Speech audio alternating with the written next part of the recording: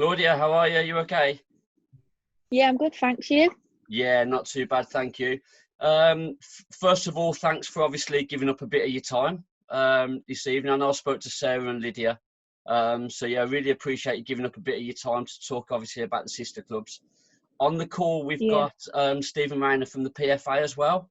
Okay. So he's obviously really interested. He's been on a couple of our calls. We've done some former players calls on a Tuesday evening with some of the men's team and obviously some of the former players as well. So it was just something that he wanted to log on and hear a little bit more about, really. So first of all, Claudia, I mean, I've only really heard a little bit about you. I know Lydia and Sarah have been speaking to me quite a lot about you and obviously the sister programs that you've been doing with Kes and all that sort of stuff.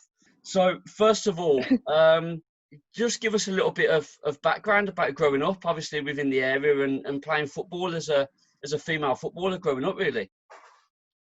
Yeah, I think obviously back then there wasn't as many girls playing football, so I think I had an older brother, so that's sort of how I got into it. And then just playing down the park really, and then at school I joined a team, and then we did well, and I actually got scouted at a school tournament to play for Stoke City, and then it all just took off from there really. But as I was growing up, it was basically I was just in the street playing football, like just playing out really, but just following my brother and his mates around.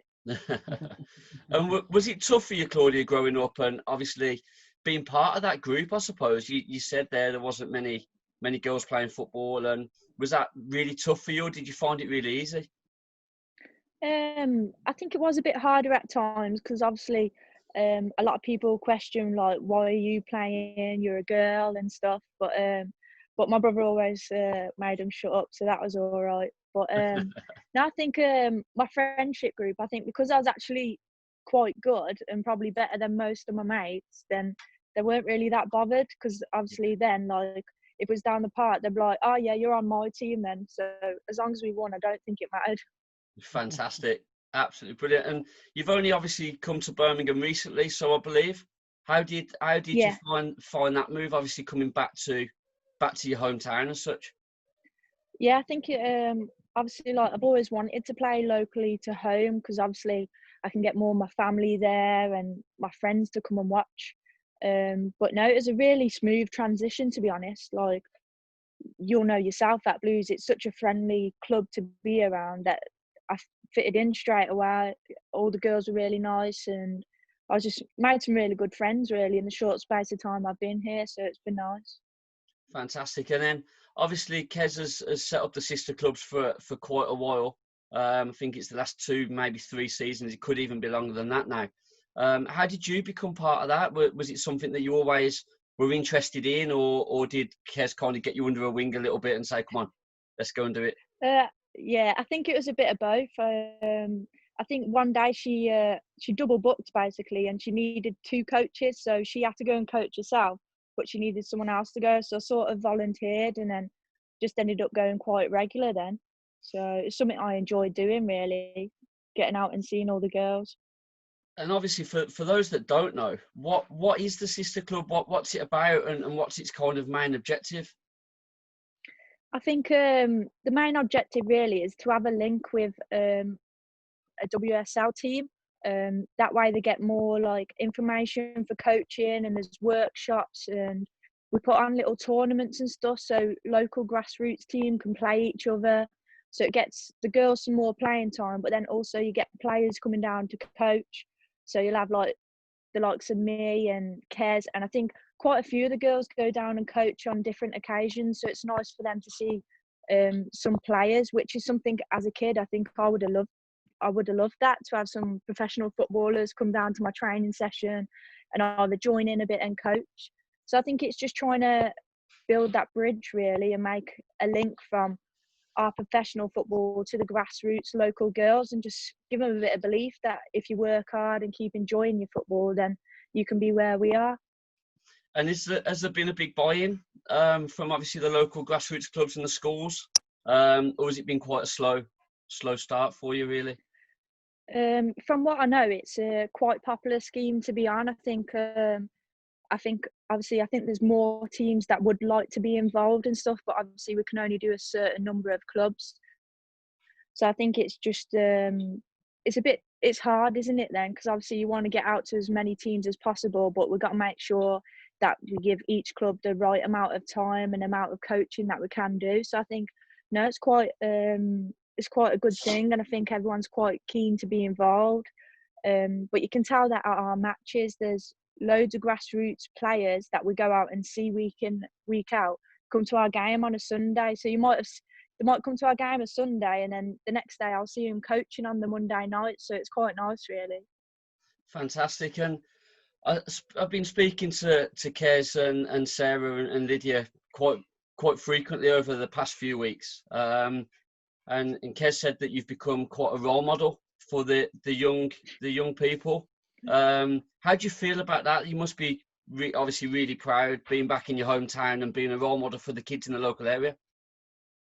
Yeah, I think it is a good thing, and obviously when you say role model, I wouldn't ever think of myself as one, but then since lockdown we've been in the park quite a lot, and the number of like mums and dads have had, can you come and coach my kid, can you put on a one-to-one and stuff, and I'm like, I didn't know what to say really, because to be honest, yeah, I want to, like, your kid can come and have a kickabout with me down the park if you want, that's fine. But nah, it's nice, I think, and especially being home as well, it's a bit more like, it's closer to the heart then, isn't it? Like, all these local kids were in my position, so.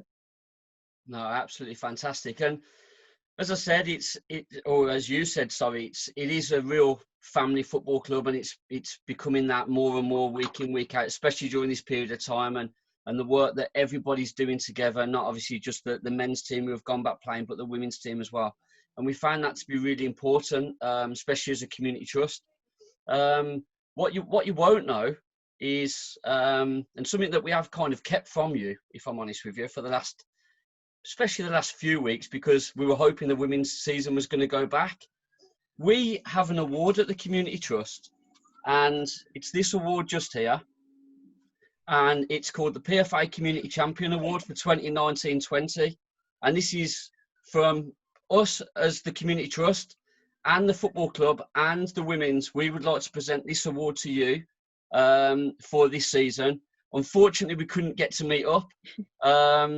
Yeah. As I said, we were really hoping that the season was going to go back and was going to start again, and we could obviously meet in person and present it to you.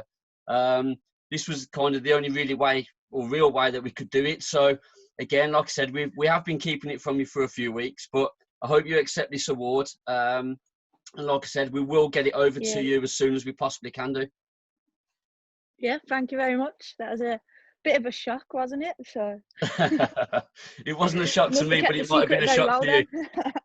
No, but as I said, we really, really appreciate all the work that you've been doing. Your player visits, the help that you've been giving Kez on obviously the Sister Clubs program, and like I said, it was a word that she used when we were speaking over the last few months was role model, and I know obviously that you're really keen and really proud to be here at the football club, and obviously giving your time back to the young people on the Sister Club program. So like I said, this is for you, and we'll make sure we get it out to you whenever we can do and whenever it's safe to do so. So Claudia, it's a pleasure to meet you, and from a PFA perspective, it's fantastic what you're doing, and I think the award, is well deserved, it's well justified, and from a PFA perspective, from both the men's game and the women's game, the PFA are really, really keen, to really promote the great work that's going on out there with players. And at the end of this season, there'll be literally 92 community champions out there. You'll be one of 92. And if you add in the girls kind of team onto that, I think there might be another 20. So it could be over 100. So it's quite a prestigious award, to be fair, from within the PFA.